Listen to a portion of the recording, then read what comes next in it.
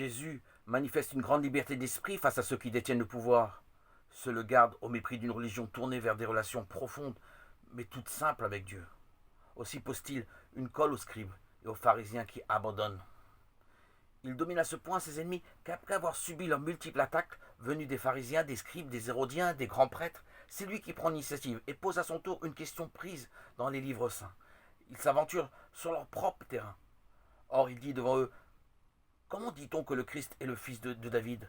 Car David lui-même dit dans le livre des psaumes: le Seigneur a dit à mon Seigneur: assieds-toi à ma droite, jusqu'à ce que je mette tes ennemis sous tes pieds comme escabeaux.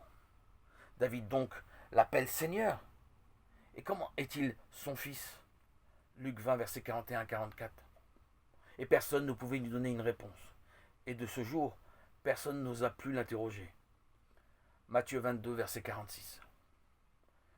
Jésus manifeste encore là son humour. Les spécialistes de l'écriture ne savent que répondre et, devant le peuple, cela les embarrasse fort. Maître de la situation, Jésus passe à l'attaque, reprochant à ses ennemis leur soif de réussite, d'honneur, de domination, tout comme leur voracité vis-à-vis de l'argent. C'est le terrible réquisitoire de Jésus contre les scribes et les pharisiens du chapitre 23 de Matthieu.